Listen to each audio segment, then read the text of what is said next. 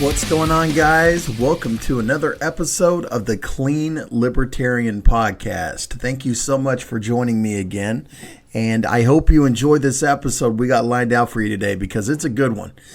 This is Ash. Ash is someone who reached out to me because they listened to the podcast, and he mirrored a lot of the sentiments that I've been trying to put forward so far as, how the 12-step recovery process mirrors a lot of the tenets of libertarianism. And, he's also somebody who's in recovery, so you can't go wrong with that. Ash is currently in the middle of writing a book. I have been fortunate enough to read some of what he's put out, and man, it is fire. Absolutely fire. So I was really pumped up to bring him on and have him share his story and also talk about the book a little bit. So, yeah, I hope you guys like it. I know you will. So without further ado, I don't know how the hell you say that, but here's Ash. All right. I am here with my good friend, Ash. Ash, how are you doing today? I'm doing great today. It's good to see you, man. Man, it's great to see you. I've been looking forward to this one. It's not often that I've had somebody like hit me up that I feel like we're kind of on the same wavelength when it comes to, my beliefs. You hit me up and, man, we've been talking back and forth. It's been great. But what I'm really interested in hearing about is this book that you're writing. But before we get into that, how about you lay your story on us, man? Just tell us a little bit about who you are, where you came from. Sure. So I'm Ash. I'm a person in long-term recovery from substance use disorder. I've been in recovery now for 13 years. As a result of that, my life has gotten a whole lot better.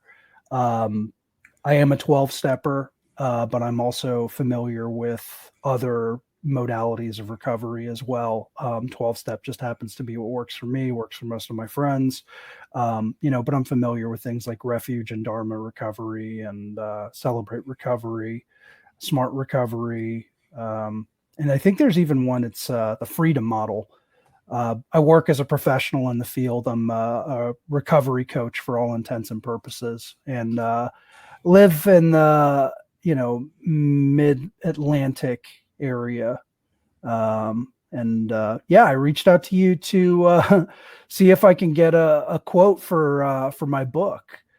And that was still a working title, and I don't know what's going to happen with that one. But you're asking about my recovery. Well, I started using when I was 10 years old, and then got arrested when I was 19, became a felon, was selling drugs to an undercover cop for 3 months. Ooh. And all of my illegal drug use just funneled into straight alcohol. And for the next 2 years, I was drinking between a fifth and a half gallon a day of 100 proof liquor, and got arrested again for distribution again, and ended up getting into recovery. And it's weird to be a libertarian to admit this, but getting arrested actually saved my life. But the recovery community is what happened to make it a life worth living. So 19 at the tail end of my using of the heavy stuff was 19, and I was opiates at that point, and went through cold turkey heroin withdrawal. And then 21 was the DTs, vomiting blood, auditory hallucinations, and I did that one from a jail cell. And I was not about to ask the local law enforcement for medical help or assistance or any of that sort of stuff. I was actually just telling a story recently to somebody that, if you've never been in jail or prison, you'll get like a request form or a stack of request forms, and you fill out one request per form, and then you send it out to, the deputy or the CEO or whoever it is. I must have put 50 requests on one sheet of paper to try to get some attention or something like that, and it was crazy stuff. Like, I'd like a lawyer from the National Organization for the Reform of Marijuana Law, and like da da da da. And I was just hostile and nasty. Right. And what was going on was I was detoxing, and it was pretty bad. I guess I got moved to general population, and I was ambulatory and relatively stable. I hadn't had a seizure or anything like that. I found out later that alcohol withdrawal can kill a person. Same with benzodiazepines, actually. I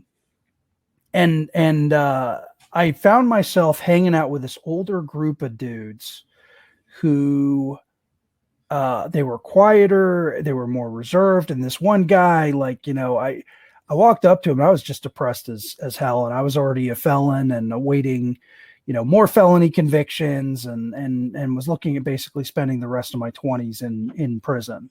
I was 21 years old, and I walked up to this guy and I was like, I think I'm just going to hang myself with a bed sheet from the second tier of this jail pod. And he looked at me and he was just like, that sounds like a great idea. And he just started like chuckling. I was like, okay, asshole, what do you think I ought to do?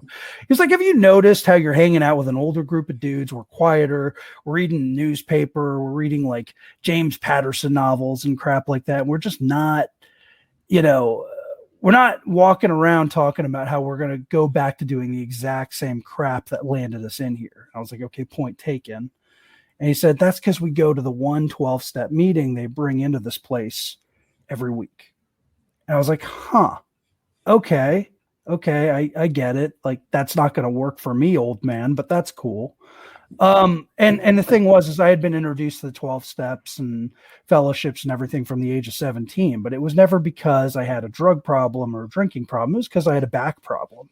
I had police on my back. I had a probation officer on my back. I had my family on my back. I didn't have a drug problem. And so,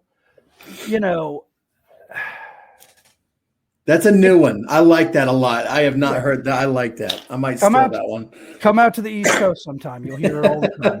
Nothing. By the way, for your listeners, if you hear anything I'm saying that's new or original, or you can't read it out of a book somewhere, just promptly ignore it. If you're new to recovery and this sounds like I'm speaking like Chinese to you or something like that, just promptly ignore it. Listen to what your mentor or your sponsor or your counselor or whatever says, and just go with that, because like I'm a basket case. Okay. So anyways, if you ever been to jail, I was bored, and naturally I went to this meeting, and the craziest thing happened. Sitting there realizing I was probably going to spend the rest of my 20s in prison, and being in this meeting with some guy right next to me who had tattoos all over his face and, these other weirdos. And I was just completely comfortable with everything that was going on around me. And I felt completely okay with everything.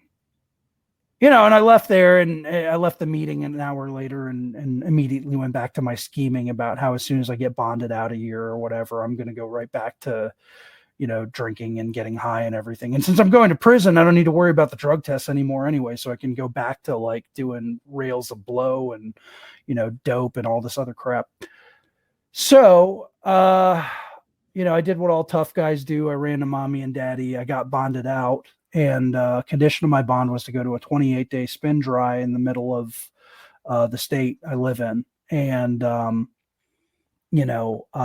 got there, and I tell you what, I called the one phone number from the fellowship, this guy that had known me since I was 17 years old. I'm 21. And, I called this one guy, and I said all this crazy stuff. And it basically amounted to asking for help. And he said, sure, whatever, and he said, whatever you're feeling bad about yourself, whenever you feel like using, go find some poor slob worse off than you and help them out. And so I went to this treatment program, and it was a target-rich environment. It was perfect. I was like, oh, yay, there's all these people to help. And this place, after 12 days in jail, this treatment program, my roommate was snorting God knows what off of the nightstand. He was sleeping with one of the other clients down the hall. And after 12 days in jail, I'm thinking to myself, if this is recovery and treatment, this is great. This is just what I need. Yeah, man. And, you can call it the grace of God. You can call it whatever you want. It was fear more than anything else back then. But I didn't pick up. I didn't get high. There was an all girls college right down the street. I had a friend that I used to party with that was there. I could have walked out of this place and just done whatever the hell I wanted, but the fear kept me there. And this wasn't a particularly fancy treatment program, but I was able to bring my Xbox with me. I had a cell phone, I had internet access. I could have done anything I wanted. I don't know how this program kept their license. I work in the field today, professionally, and so I'm aware of certain things. I am especially aware that you do not leave your clients alone, unsupervised in a program. But they approached me and they said, "Hey, we don't have enough room on the druggy buggy to go to the outside meeting. Can you stay here and just do an impromptu meeting for these 2 new detox patients?" And it was a coin toss between me playing Xbox and me actually doing what was asked of me. And for whatever reason, I grabbed some recovery literature off the shelf. I start reading how it works. And there was this guy sitting on my left. I couldn't remember a thing about him, so he couldn't have been that important. And there's a woman sitting to my right who reminded me an awful lot of my mother. And as I'm reading, she puts her hand on top of my forearm and she starts crying these tears of relief or joy or something. And it was just so damn awkward. All I could do was keep reading. And I must have been reading for about an hour and a half because that's how long it took for the rest of the clients and the staff to get back from this treatment program. And I went to bed that night feeling good about myself. And I didn't know what it was, but hindsight being 2020, it was the first time I had done something for another human being without any thought of reward whatsoever.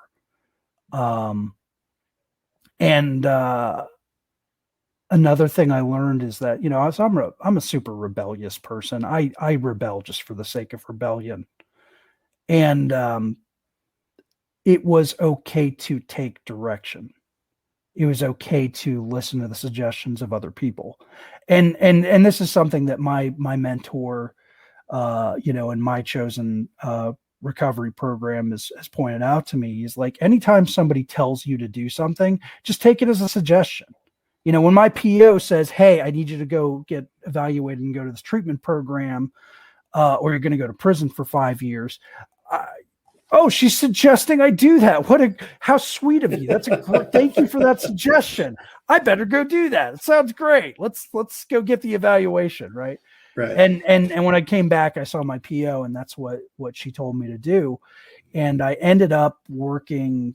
I ended up going to a 90-day treatment program, inpatient treatment program back in my home county, same state, home county. And I walked in there with 4 months of recovery and going to meetings, just completely full of piss and vinegar. Like, I'm going to save all the addicts. And because I just chased that feeling of trying to be of service. I was a total service junkie. I was the biggest 2-stepper I had ever seen or met or heard of at that point, which is basically, having, powerless over everything. My life is unmanageable. And having had a spiritual awakening as a result of that knowledge, I'm going to go save everyone else. Fuck yeah. So I got a big dose of humble pie. That next treatment program I went to, with the county system, which is where people bottom out and it's the social safety net. And it's weird as a libertarian, I wasn't a libertarian yet, but looking back on it now, I went through that program and some of the greatest counselors I ever met worked in that program. I got a huge dose of humility. And I got to deal with some skeletons in the closet. I got to deal with the fact that I lost my best friend to a heroin overdose at the age of 19. I got to deal with a lot of loss, from people that had died, people that had been shot, people the wreckage of living the life. So I don't know if it's Rothbard. I don't know who said this, but it was somebody famous within the libertarian sphere that said it. And the effect of, I'm paraphrasing here, the failure of government is not that they can't produce a result as well as the private sector can. The failure of government is that when the government fails, it has no mechanism for failure. In the free market, a business goes out of business. They're not able to generate enough capital to keep going. Whereas a government program, if a government program fails, they get more funding to continue to expand, or to, they need an oversight department, or they need more money to do XYZ or whatever. And they just take and take and take. So it's not that a government program can't be as effective as a private sector program. It's that all they do is end up consuming more and more money. And I've thought about what would happen if a private entity actually bought this county treatment program and then like made it privately run. And I've seen treatment programs that have a model of, 1/3 to 2/3 of the people we take in, we just simply, we will cater to the super rich for about 1/3 of our clients. And then the other 1/3 or 2/3 tends to be people that get scholarshiped in and everything. And my wife actually works for a program that's like that. So it's pretty sweet to see her do that. So anyways, then I went to a 10-month sober living program, also with the county. And this was 2008. And, I would have voted for a candidate that was all about hope and change and everything back then.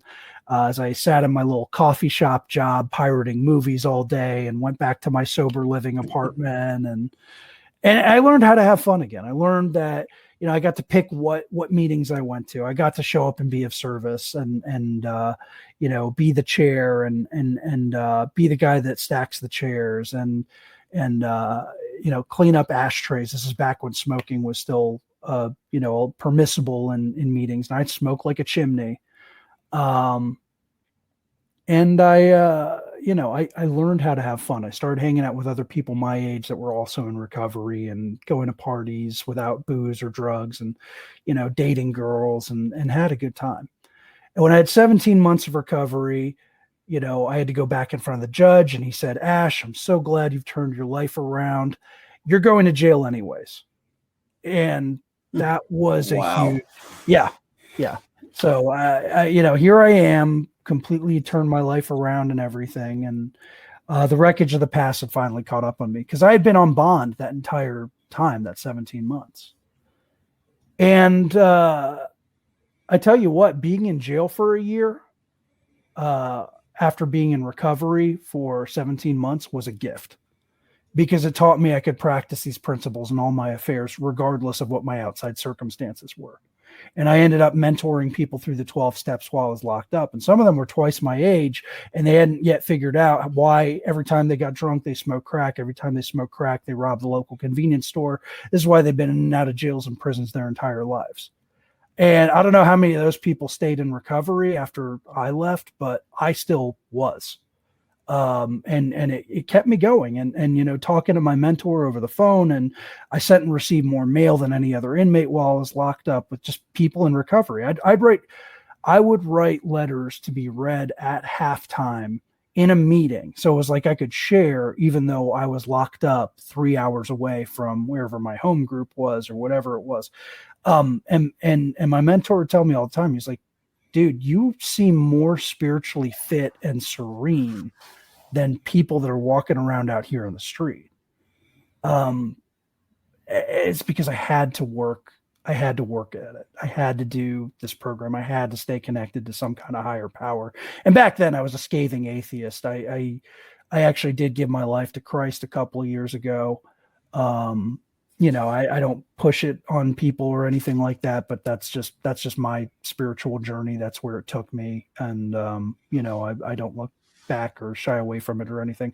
I do work for the government today, so I'm not allowed to talk about that when I'm working with my guys, but Right. It's one of those things where it's like, it's a sensitive thing to bring up, because like when they think of separation of church and state, they think of this idea of like, oh yeah, you can't talk about religion. That's what most people think about. No, separation of church and state means the state is not going to murder you if you don't believe in the state sanctioned religion. Right. That's what it really means. But let's go ahead and just not go down that path. So the 2.5 years of recovery, I walked out, and the people in the rooms are waiting for me. And I went to my home group, and I cried like a little baby in there. It was a men's meeting, and people had to teach me how to be deinstitutionalized. I was only in for a year, which is not the longest time in the world. It's not the shortest either. Definitely not a weekend warrior. the Department of Corrections, but it's long enough to get enough of a taste to be like, I don't ever want to go back to this shit ever again. Which is ironic because I work in a jail today and I run a program in a jail. One of the exact same jails I was locked up in. And but you get to leave, though. You get to leave every day. That's the thing. Which is surprising to me because it's like, do you know who this person? Like, I'm like, felon, ex-drug dealer, like all this other stuff, and they're like, yeah, cool. Here's a key. Fuck yeah, man. Make sure you don't let anyone else out as you're leaving. So that's awesome. Yeah. So I had to learn how to deinstitutionalize, and I spent a while, years, doing stuff like I came home and the clothes in my closet felt like they belonged to another person. And I was lucky enough to have family that was able to be supportive of me. And immediately within like probably the first couple of weeks, maybe a month, I moved into a house with a bunch of other guys in recovery, and it was a party house. It was a recovery party house. There's no booze or drugs, but it wasn't anything weird for me to come home at like midnight because I was working 3 jobs, and there'd be a freaking drum circle in my living room, like these fucking hippies in recovery. That's great. And they'd get the hint when I'd boot up the Xbox from my room and turn the volume up to like 60, and I'm playing like Modern Warfare 2 or some shit, and like all they hear is like gunfire and screams. They're like, yeah, it's probably time to go because Ash is home and he's not so happy right now. Not thrilled. He's not feeling the kumbaya spirit. Oh, man. Great, man. And I think every community, every recovery community is kind of like that, especially early on. It's a beautiful thing though, man. Yeah. I tell you what, I moved out of that house eventually just because the recovery party lifestyle got to be too much. And I wanted something quieter. And so I moved in with another group of guys that was also doing the deal, going to meetings and working with others and all that stuff. I had some fun times there, and it was just, I had started developing so when I left jail, I went back to school and started studying psychology because I wanted to go back and try to help other people that had this disease. It is a disease, by the way, and I think you and I had a conversation offline about that. The definition of a disease, according to the American Medical Association as of 1956, is that it is chronic, meaning lifelong, progressive, meaning it only gets worse with time, and potentially fatal. Those are the only 3 criteria for any disease. Alcoholism met those criteria in 1956, and by extension, any substance use disorder you talk about meets that criteria. And by the way, there's a reason I say weird fancy words like substance use disorder as opposed to addiction and stuff like that. And there's a good movie. It's got a heavy left slant to it, but it's called The Anonymous People. And you can find it on Amazon or whatever, but it talks about the history of the recovery movement. And one of the things it talks about is recovery advocacy. And it's this basic idea that like when the average person hears the word addict, it doesn't matter how many years of recovery you attach to that term, they still think of a guy under a bridge with a trench coat and a brown paper bag banging dope. That's the image that pops into people's minds. And you've already shut down the conversation at that point. Or I should say, I've shut down the conversation at that point by using that. So I'll introduce myself and say, I'm a person in recovery. And it automatically, it's the Jedi mind trick that gets right around that stuff. There's a bunch of different recovery language out there. There's a website called A Dictionary that talks about what are some non-stigmatizing terms to use. And when I'm in the rooms, I never use any of that shit. Like, yeah, I'm an addict, I'm an alcoholic, whatever. And it doesn't bother me because I'm in a place with a bunch of folks that speak the same language. But for the public at large, and as a person who's actually spoken to the news about recovery and done events with, law enforcement and treatment programs and policymakers and all that crap, I'll use that language. And it's the funniest thing because the media like news and stuff like that. They are one of the people that continues to perpetuate this terrible image of people drinking and using drugs until Yep. it kills them, and they do it because bad news just simply sells, better than, I mean, look at the way they treat celebrities. When a celebrity's life is blowing up, they have no problem covering that 24/7. But the second that person goes to treatment, or, they use words like rehab instead of treatment. But if they have any sort of stability, they stop talking about them. And it's because it's not a story that's really going to sell them the ad space. It's not going to captivate people. The folks in the program I run in my local jail, they watch TMZ all day long, and I'm like, please stop watching that garbage. But then they watch the local news anyways, or the NBCs and CNNs and Fox and all that stuff. And it's just like, oh, just stop watching this shit. It's not going to tell you anything. And it's funny because that's not even a libertarian thing. That's a recovery thing. I was told early on is don't watch the news because you're not going to see anything good.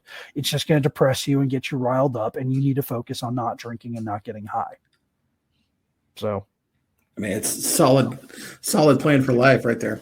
Yeah. My wife complains about it all the time. Like we only have streaming services, and she's like, oh, well, it'd be nice to be able to watch the news. I'm like, what the hell for? Yeah. Whatever they tell you is basically a fucking lie at this point. I mean, like, anyways, I don't know. So it's funny, after 2016, after Donald Trump got elected. So I'm a first generation American. I've got family all over the world. And my family's from Iraq originally. And I have a cousin in Europe who contacted me right after Donald Trump got elected. And apparently the news in their country had basically said Donald Trump has started rounding up brown people in the United States and like all this crazy shit. And I'm like, whoa, time out. Whoa, no, nothing like that is actually happening, because Donald Trump was just elected. Okay. Like that's not happening. There's no internment camps for Middle Eastern people or any of that sort of shit. And I told her, I was like, listen, if you really want to get the news and the pulse of what's happening in America, watch South Park. Yeah. South Park, which, by the way, is probably the most libertarian show that's out there, other than, like, I don't know, Kennedy or Stossel or something like that. Mainstream show. And there's plenty of stuff on podcasts. The internet is kind of the great equalizer, for now. We'll see what happens in the future. Beautiful podcasts like yours and I listen to a few different others. I don't know, maybe I'll give a shout out to them, maybe not. I mean, they don't fucking know who I am. But I told her, I was like, listen, watch South Park. That will give you a clear and like fairly balanced like idea of what is actually, that's the pulse of America at any given moment. Watch South Park. Yeah. And I was able to de-escalate her and kind of calm her down and everything. So anyways, that's, I don't know, fast forward, and I've been working in the field for a while. I'm what's called a peer or a recovery coach. It depends on what jurisdiction you go to. There are different names for it: a peer specialist, recovery coach, registered recovery coach, certified, whatever. So that's what I do for a living. And the agency I work for, which is the local county agency, they said, hey, we really think that your lived experience with being in jail and being in recovery and, the opioid crisis and all this other stuff, we like you to come run this program. And so I work for this agency that works very closely with the sheriff's office in this jurisdiction. And, I've been able to work in one of the same jails I was incarcerated in as a convicted felon, and I mean, I got all my rights back in 2015. And then in 2018, I actually got I got all my civil liberties restored between 2015 and 2018. And it was an arduous process, but, I can vote. I can own a gun now. I can do all that sort of stuff. and it's I'm not going to go into too much detail about it because it differs from state to state. And going too into depth of that process might actually reveal my location. So I'll just we don't want to do that. No. I will say I'm going through the same process myself. I just got here in Oklahoma. What we do is we have a pardon and parole board. So I have to. First step was passing the litmus test of that pardon board, and I did, which is, they gave the recommendation. So now the governor has to sign off on it. And once that happens, then I will have my gun rights restored. We do not have an automatic. Now, voting rights are automatically restored after your sentence is over out here, but you have to still go through that process. So, and Oklahoma being incredibly red state, I can imagine what that process must look like in other areas. I think I don't want to say lucky, because I think if once you're out of jail, you should get your rights restored. Bottom line, I'm just that hard up of a libertarian, but I do think that as far as like state requirements go, we are probably one of the more lax or, streamlined. That's not to say that it isn't lacking, but man, you have an awesome story, and I really want us to kind of segue now into what we've been talking about, because you and I are clicking on the same wavelength as far as like how 12 steps relate to libertarianism. And just give me your breakdown on that. Why don't you lead the charge? So during the lockdown and in recent time, I have a guy that I am mentoring through the 12 steps, and he's involved with the Mises Caucus, and he turned me on to listening to, Part of the Problem and For Canon's Sake. And I actually just started listening to podcasts probably about 6 or 7 months ago. And then I discovered your channel. And as I was listening to your pods, I started thinking about the intersection of liberty and I've been a libertarian for much longer than that, but I've always oscillated between classically liberal versus full-on ANCAP. There are some things where I just believe that there should be absolutely zero government interaction. And then there are other things where I think about, a night watchman state makes sense, or and I look at the authoritarian versus libertarian spectrum more than I look at left versus right, because I think that left versus right tends to be kind of a bit of a trap that a lot of libertarians fall into. It's like we can't cherry pick, the one or two issues. Like I know people do that, and that's okay. But I kind of feel like consistency is a big deal, where it's like, I may not like what somebody else is doing, but that doesn't mean I get to dictate that the use of force should be, unleashed on them to try to bend them to what I think the world should look like or whatever. Unless they're aggressing on me, and in which case, you're going to have a bad day. Fuck around, find out. Yeah, pretty. Yeah, I mean, so I've been going to meetings, and I actually had COVID. And between everything going on lately, I decided I was going to write a book about the intersection of libertarianism and 12-step. Bill Wilson, who is basically a historical figure, has identified himself as an anarchist in the past. And he said that in a speech, I want to say it was either the 50s or the 60s, where he basically was turning over the Alcoholics Anonymous Fellowship over to the members of AA. And I'm not going to sit here and I'm not going to talk about being a member of any particular fellowship, but that's a historical fact that happened. You don't have to be a member of any particular 12-step community to know about that. And so he actually based a lot of his philosophy for 12-step, not only from the Oxford groups, but also on Peter Kropotkin and his philosophy of benign anarchy. Peter Kropotkin would have been a left-leaning anarchist, one of those like whiskered anarchists that they talk about, whiskered bomb-throwing anarchists. He died in 1921, so like let's not be too harsh with him. He didn't go on to see communism like kill like 200 million people over the course of the 20th century. Right. But he was an anarchist, an ANCOM, you would consider him, and this concept of benign anarchy and helping other people and everything like that. And lately, with the pandemic and the heavy-handed state response, the lockdowns, and then all this like woke social justice stuff, you know, coming into the rooms at a heavier and heavier level, like I've just seen like this horrible decline of spiritual principle. And that has inspired me.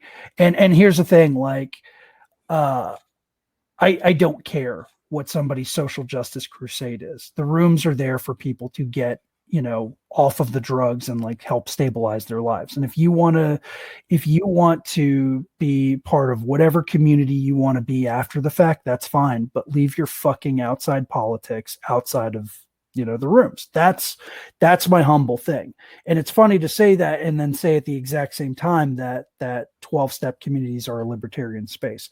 My personal philosophy behind that, and part of what will be discussed in the book, is this idea that the 12 traditions, which are really limits on what the group does and what the individuals within the groups are allowed to do, is actually not too dissimilar from the Bill of Rights in the Constitution.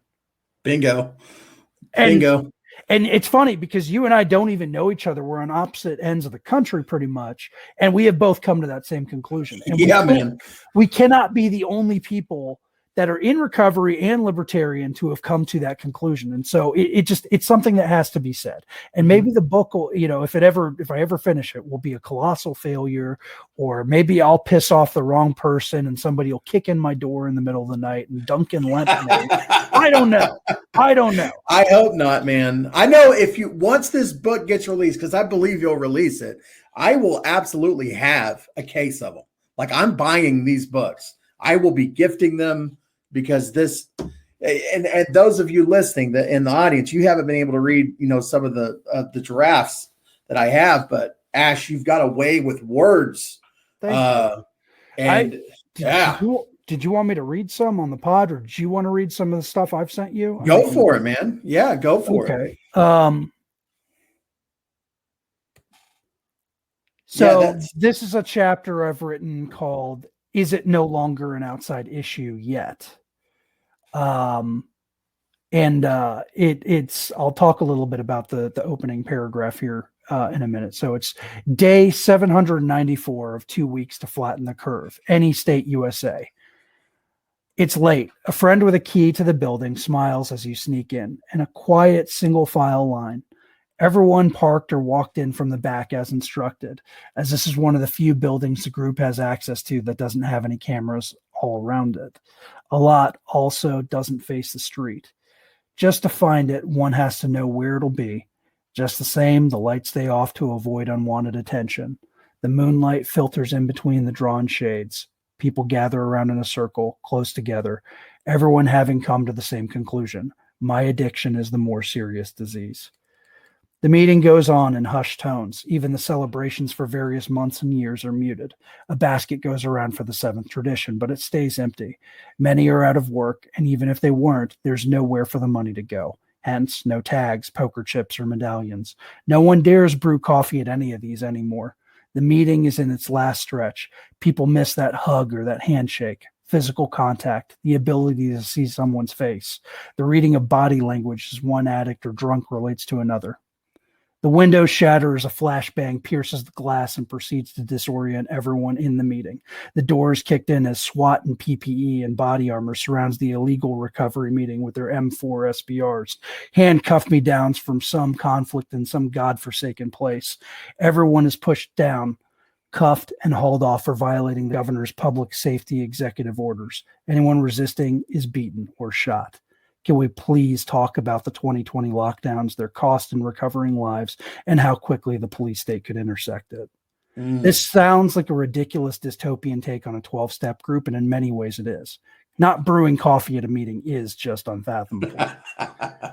Jokes aside, suspend disbelief temporarily and imagine the scenario and ask yourself this: how close are we to this becoming a reality? The persecuted church is a thing in modern times, and while typically relegated to second world countries, we've seen viral videos of churches being asked, with air quotes, to shut down in first world countries due to executive or emergency orders. If you subscribe to the Bill of Rights, as I do, you actually have more explicitly written protections about going to church as opposed to a meeting. To my fellows who felt the rising cognitive dissonance in their soul, we've been exponentially fast approaching the intersection of authoritarianism and wrongthink. What about the 1033 program giving local law enforcement agencies military equipment? At least that only gets paid for with the tax dollars once. More tax dollars just getting used to pay for shipping and maintenance. How about the fact that a given department doesn't use said military equipment within a year? They have to return it, thus incentivizing use. What about the ability to theoretically be tracked, listened to, or recorded from your phone at any given time? I promise you're probably not important enough, so quit being paranoid about it. But even if you were a person of interest, that's way old hat at this point. So the technology is there to determine if people are congregating against the crown's wishes. Getting it socially acceptable is an easy task for the fourth branch of government. The Ministry of Propaganda has already had well over a year of 2 weeks to slow the spread to convince you that you and your neighbors and loved ones are bad and selfish people if they don't follow the science. Never mind that the only science anyone is allowed to talk about is the one that's convenient to the narrative being espoused by the powers that be. We can go from being a group of just people told to stop using drugs or drinking to, actually, let me reread that. We can go from a group of people being told to just stop using drugs or drinking to just stop going to these meetings. How easy it is for these petty tyrants to dictate how other people should live their lives now that they're justly on the side of right. People can say whatever they want about the virus. However, the virus didn't prohibit people from going to meetings and recovery fellowships. The government did. This is not to diminish the pain of those who lost loved ones to the virus, but to call attention to the tragedies of mismanagement by the government. There is blood on their hands, as usual. Venom. And that's just absolute fire because, murder. 93,000 dead addicts. And I know we can't attribute every single one of those overdose deaths over the last year to meetings being shut down, but a great number of them you can, and we'll never know. Well, why is it we can't do it? They did that with COVID. Yeah. I mean, he got shot in the face, so he died of COVID. Yeah, he fell off a cliff, fucking COVID-19 again. Got another one.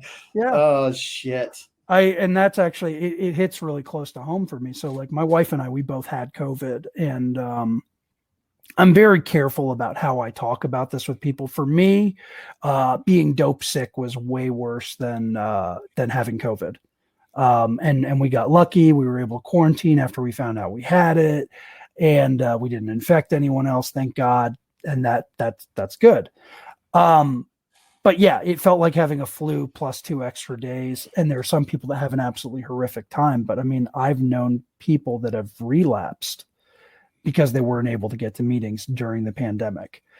And actually, another way that it hits close to home. So, I've been dating my wife. I mean, we got married in March, but we'd been dating, for a couple of years prior to that. And she actually lost her brother who, during the pandemic, and he relapsed because, there's no way to really say why he relapsed. But I tell you what, if he had access to meetings, if he wasn't doing the Zoom thing, and by the way, for people that are doing meetings virtually, more power to you. And that's awesome.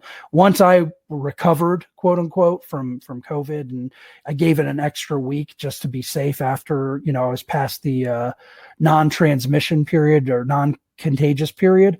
I started going back to in-person meetings again, and came to find out there were, I refer to them as bootleg speakeasy 12-step meetings, because they're going on in certain areas without the permission of the crown, so to speak. Yeah.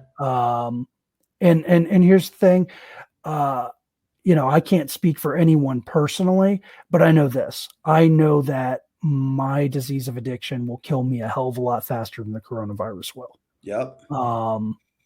So yeah, 93,000. God, that's a crazy number. I'd rather roll the dice with COVID than a relapse. I promise you that. Yeah. Yeah. Because, and I've had people that, died of cancer and all this other stuff. And they were always, there was a guy very early on in my recovery who had stage 4 cancer. And he told me, I will never forget this, between the stage 4 cancer, which eventually did kill him, and his addiction, he said his addiction was 100% the more serious disease, because if he didn't take care of his recovery, he wasn't going to be around to take care of his cancer. And I've never seen a disease that was more, more threatening of an illness than this. I mean, there's acute wounds and stuff like that, but in terms of an actual, day-to-day disease, managing it, in and out, that this is the worst one and the best one to possibly have. Yeah. It's the only disease that you can get that'll convince you that you don't have it. That's the thing. And the more we separate ourselves from that. So and this is, and I know that you're not saying this, I'm certainly not saying this, that the fact that in-person meetings may or may not be available to somebody is not a free ticket to go out and get loaded. It's absolutely not. But there is a certain value found in that face-to-face, in-person thing that reminds us of who we are, where we come from, exactly how serious this thing is, that we tend to lose, on a video connection. Yeah, absolutely. And I think it was in one of these TED Talks or something like that, and it's become a buzz thing to throw around. And I've heard it so many times at this point, but it really does hold true, even though it's kind of corny.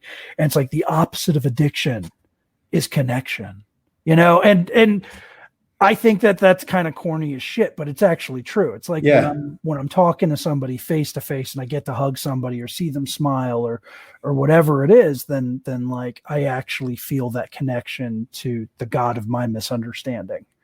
And for me personally, whether it's like, the energy of the universe, I used Star Wars analogies for a while for a higher power. But eventually for me, it was trying to find something outside of myself and bigger than myself. I joked around my first higher power was the sheriff's department. But eventually I was able to actually find God, and that worked for me. And if you're an atheist or an agnostic out there and you're trying to get help and to recover and everything, like, you can refer to God as a group of drunks, group of druggies, whatever. Good orderly direction. There's a million different analogies, and trust me, there are plenty of powers out there that'll grind you into dust. You can get humble or get humiliated. But that's kind of my 2 cents on that part. I felt the need to write the book based on just somebody has to say it, and I think if as a recovery community and as libertarians and the intersection there, if those of us that are libertarians in recovery do not say something, no one else will. Mm-hmm. And I think the liberty movement and the Libertarian Party have plenty of people that want to recreationally use drugs. And another motivation for the book, and actually listening to your podcast helped me to get motivated to start writing too. As libertarians, we need a more intelligent response, or a more nuanced response, I should say, other than non-aggression and private property rights, to why we should be able to recreationally use cocaine. Yep. We can't stick with just bumper sticker slogans of like, oh, I just want gay married couples to be able to protect their coca fields with fully automatic machine guns they 3D printed off the dark web with Bitcoin. Like, right. We need something more intelligent and nuanced than that, because the average person, they hear some shit like that, they're like, oh, he's a crazy libertarian, no problem, whatever. Dismissed. Dismissed. Right. Yeah. Just like that. Yeah. It's like we talked about, like, using different terms for, instead of addict, substance abuse disorder. It's the same thing. There's a reason why you approach the general public with certain things. And I'm not trying to cut you off. Sorry, Ash. No, absolutely. Absolutely. No, you're good.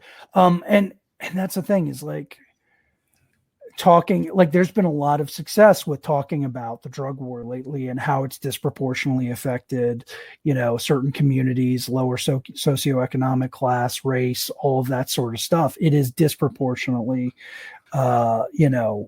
impacted those communities for a variety of reasons. But like, if that's the direction the train is going in, I mean, like as a libertarian, I say we absolutely use something like that, whatever it is that we're going to get more people to say, hey, the libertarian, party and other people within the liberty sphere and movement have been saying this stuff for decades.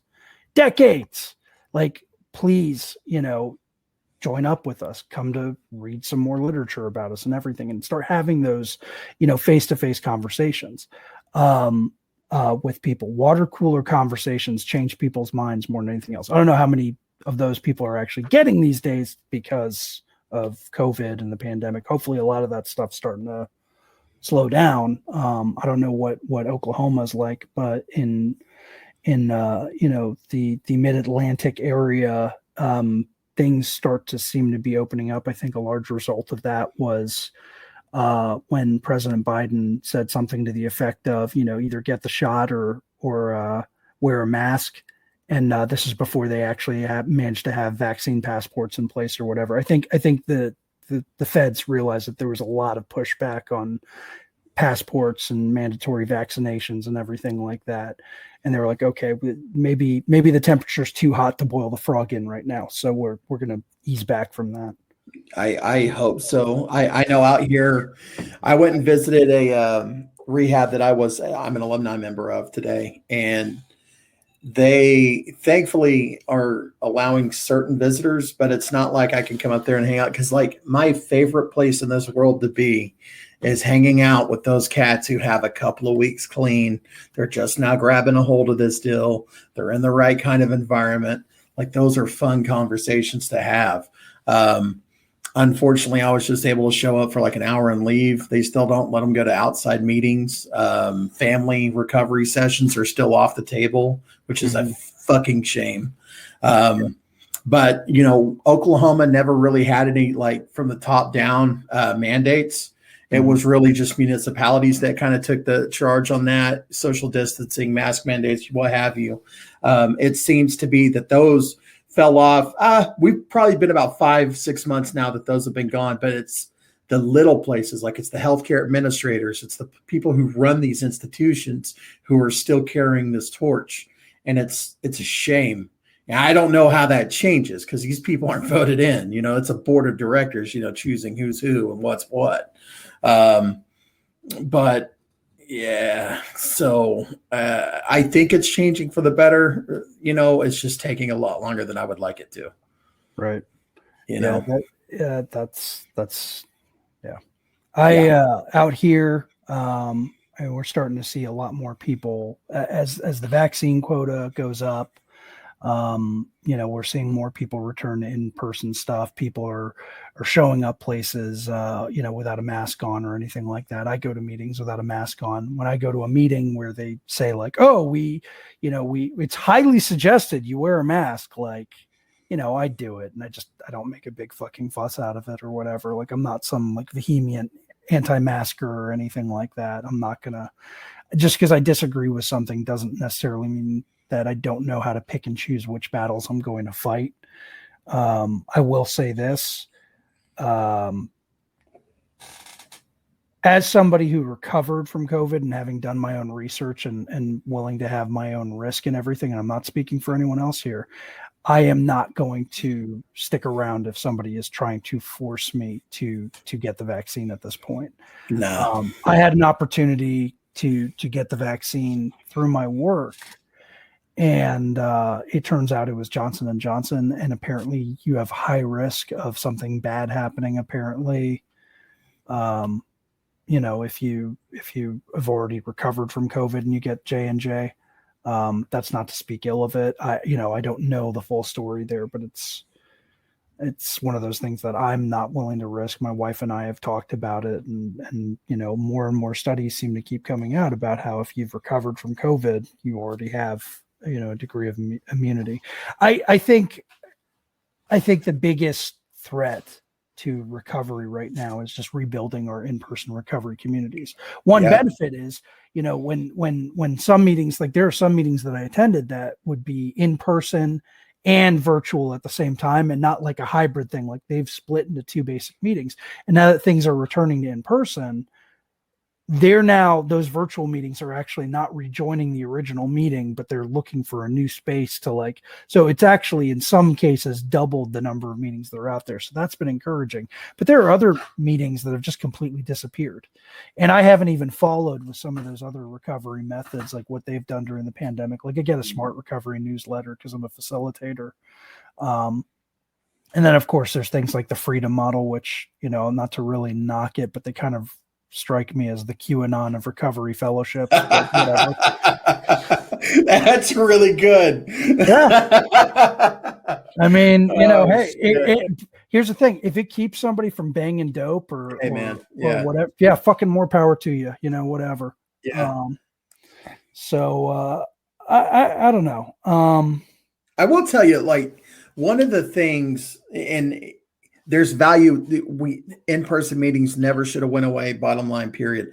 One of the cool things though about the Zoom meetings is like I've got a lot of recovery friends and family that span across multiple states, and because Zoom took off, I was able to sit in meetings with them, whereas I wasn't able to do that before. I had to travel to their neck of the woods and sit down. So that's been kind of cool being a part of that. Like sitting in my home in Oklahoma City, I could be in a meeting in Fort Smith, Arkansas, at the couple of clicks of the button. That's been kind of cool. So, whereas you're talking about like how the Zoom meeting is maintained, but also the in-person one did as well. Like that's a beautiful thing. There is value in that. Absolutely. Absolutely. And it just goes to show that people in recovery will try to turn anything they can into some kind of silver lining or advantage or whatever. There's always work. I mean, we're a bunch of drug addicts and alcoholics. We're going to fucking figure a way out to make it work. It's funny, and this is like, so earlier in the year I actually resigned from a nonprofit recovery advocacy organization, and there's like dozens of these things, but the one I worked for was fairly big. And I just remember this is one of the most disheartening things I think I've seen in a long time. And I'm not going to mention them by name and or anything like that. But I think it was the governor of Rhode Island or somebody else had made a declaration. And this didn't carry any weight like most of the COVID stuff, like that governors and mayors and whoever like, we're making a declaration of blah, blah, blah. Things like that don't really carry water. But one of the things that he said was that meetings, and he was referring to 12-step, are essential services. And that is something that is important. And he just kind of tipped his hat to it. And this nonprofit, recovery advocacy organization I was working for, I sat on the board of directors with them and was just like, we need to issue a statement. We have political clout where we could reach out to the governor of the state and ask them to make a similar situation. They're from the same political party, so it's not like they're ruffling any feathers with this. And the organization refused to do it.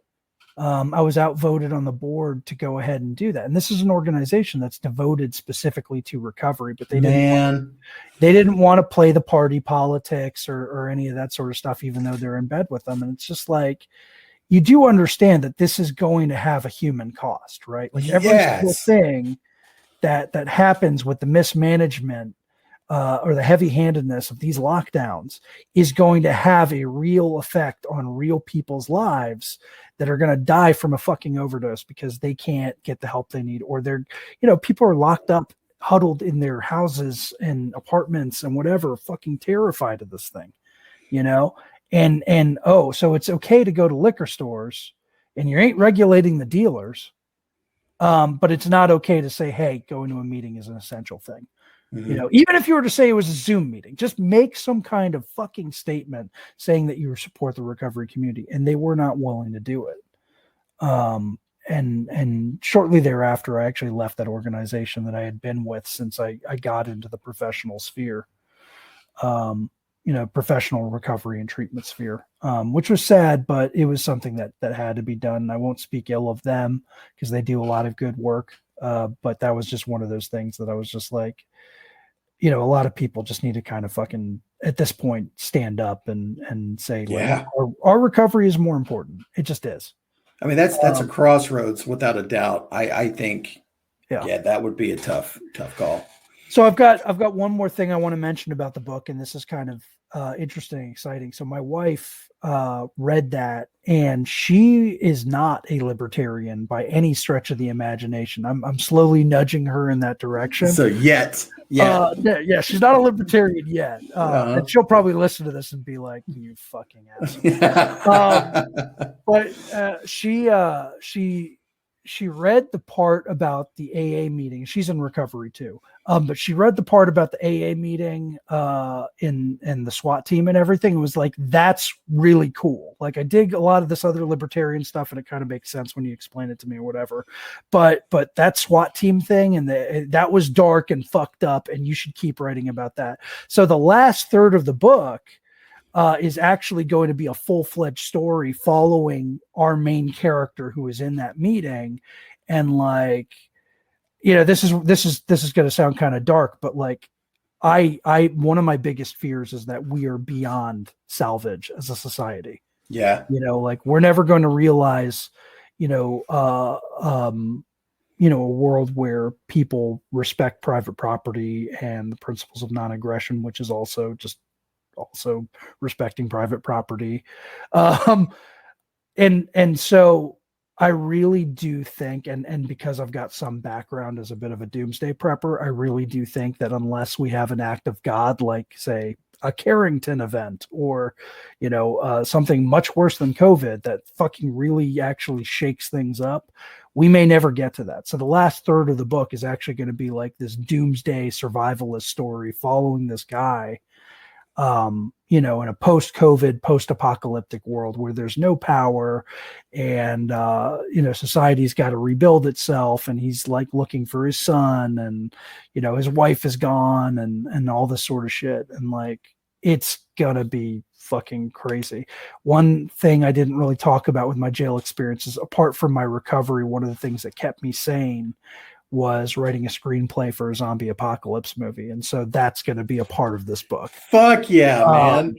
There won't be zombies, but it'll just be another post-apocalyptic thing. And I'll say this is a suggestion for anyone that's new to recovery and listen to this.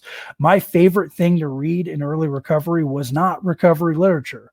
It was Max Brooks' The Zombie Survival Guide. And I remember sitting there reading that shit, waiting for a meeting to start, and thinking to myself, I could do this. I could survive the zombie apocalypse. And this is before Walking Dead really got big. And then I was like, if I could survive the zombie apocalypse, I could probably survive recovery too. Oh, nice. And so it's little things like that. And it's little, like, find some healthy distractions out there. If you're new and you're struggling, there are healthy distractions out there. Just take care of them in the order that they kill you. Okay. You don't have to quit smoking in your first fucking 30 days of being clean or sober. Okay. You don't have to give up maxing out your credit card in your first year of fucking recovery. Just focus on not drinking and not getting high, and like taking the suggestions of other people. Like, if you're new and you're struggling, just keep coming back. Just don't use a fucking day at a time, and promise you the rest will take care of itself. So that would be my suggestion to anyone that's new here. Although something tells me that we speak to a pretty veteran audience here, but I don't know. That's one of the beautiful things. I've actually had people hit me up saying, how do I get this deal? How do I get sober? Because they listen to the episode. So there's a very good chance you could just talk to somebody specifically in the audience that needed to hear it. Awesome. Good. Well, Ash, brother, thank you so much, man. This is a fun time. And, no rush in that book, but man, get that damn thing wrote so I can start pumping it. We can start getting it out there. Hell yeah, brother. Thank you. No problem, man. And I look forward to bringing you on in the future. Yeah. So I've listened to about half of your episodes that are out there. And one of the things you ask people to close out with is if you could give any piece of advice to anyone. I'm going to say something fucked up here because I always hear all these like positive, wholesome things that you tell people to, do or whatever. If you're out there in the audience, you should really have sex with that newcomer, just go ahead and go right in there. Yeah. Just don't worry about it. It's fine. Nothing bad will possibly happen. Your spiritual mentor or whatever, just go out there and bang that newcomer. It's fine. Nothing horrible has ever happened to anyone that ever did that. It'll be fine. Just go ahead and do it. Oh, goddamn. That's fucking funny. I was listening to, there's a NA speaker, Adam T. Yeah. And he said, no relationships for the first 365 days. Nobody knows if it works because nobody's ever fucking tried it. You know what I mean? Right. He's got a point. I mean, it is what it is. Yeah, well, what they say. You got to get her on her knees before God does, right? I mean, oh man, Ash. There's some fucking angry ladies out there who are listening to this right now. And I mean all this jestfully. And here's a big thing about it. By the way, so I'll say this and shut up because I know we got to close out here in a minute. But that whole thing about no relationships in early recovery, that's something that came out of treatment center culture. That's not something that you won't find that in any piece of recovery literature. Nope. But the basic idea is keeping the focus on not using substances and recovering. And so with like romantic relationships in early recovery, you end up distracting yourself. And in all seriousness, I made that mistake in early recovery and I regretted it deeply. Mm-hmm. And it's impacted a lot of the romantic relationships I've had over the years, and I ended up regretting it. So in all seriousness, you should try to avoid that. If you're in a relationship already when you got into recovery, stay in it if you can. If not, don't get into one. Don't try to make any major changes because you're already making the biggest fucking change of your life by not using or not drinking. So just get that under your belt and get stable on a day-to-day basis and then start to explore what you have to offer other human beings. Humble, that's just a suggestion, So, hey, man. My real piece of advice would be this. It's something that my mentor's mentor says to me all the time and says it to other people. We get it when we get it and we keep it if we're lucky and we're willing to work for it. That is the bottom line. We get it when we get it. We keep it if we're lucky, and we're willing to work for it. So with that, thank you for having me on. I really appreciate being here and being able to talk about stuff. Maybe we'll be able to do a future episode, and I can, as the book gets closer, I don't have any contact information. I don't have any, I wanted to be as anonymous as possible with doing this pod because I don't want to get doxxed or fired. So no, absolutely. Well, no, I would there's a few all my guests have been great, but I would like for you to be a recurring guest on the show because like I said, man, there's very few people that I click with on that kind of level. And I feel like, you are able to put into words what I can't. And so fuck yeah, man. Thank you so much. I'm happy to be a guest. I'm really honored. Thank you. So anytime, man. All right. Well, we will see you later, Ash. All right. Thank you so much. All right. I want to give another thank you to Ash for coming on, hanging out, sharing his story, and also, reading us a little bit of what he's written. Man, I'm telling you guys, like, this is going to be a really good book. I don't know. I knew I wasn't alone in my thinking, on some of these ideas that I had, but to meet somebody like Ash who has such a great way with words and he's actually putting pen to paper on it, it's inspirational, it's awesome. So I'm going to give an open invite. If you're listening to this podcast, if you and I have not met each other or talked, like, you have an invite, come on the show. I'd love to hear from you. I'd love to hear your story. And, just like Ash, like he'll be back on here in the next few weeks to another month. Some point we're going to have him back on. And I like that. I like having recurring guests who are going to come on and really kind of get into the finer, nuanced positions that this thing takes on. So, I hope you guys enjoyed that. Thank you so much for tuning in and being supportive. And I'm grateful for you.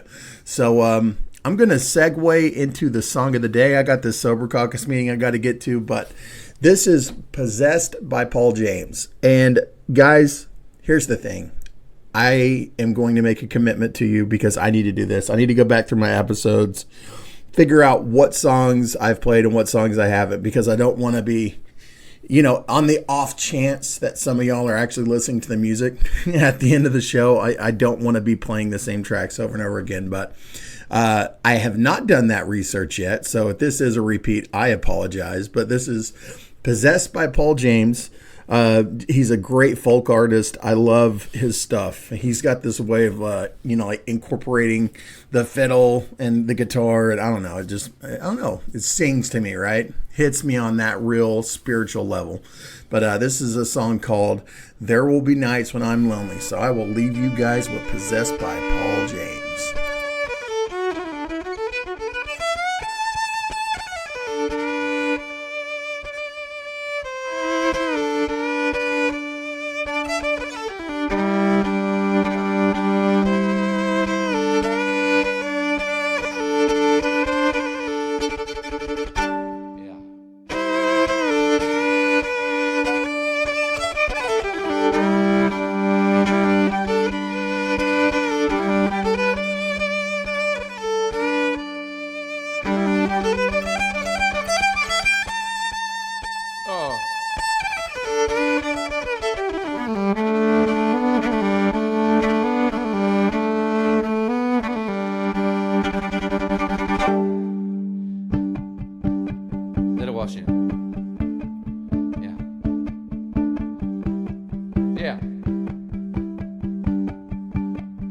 Oh, give me your hands, well, so I may hold, well, so you may feel this old face and these whiskers.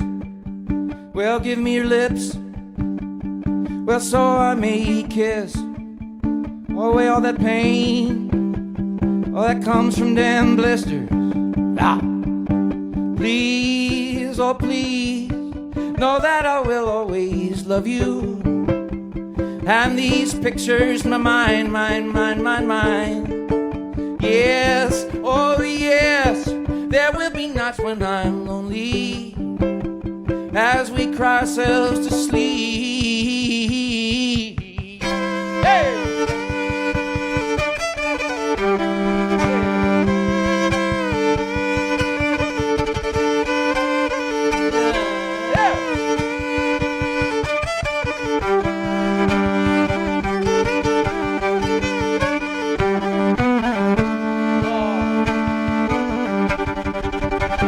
Oh, here we go to our favorite bar.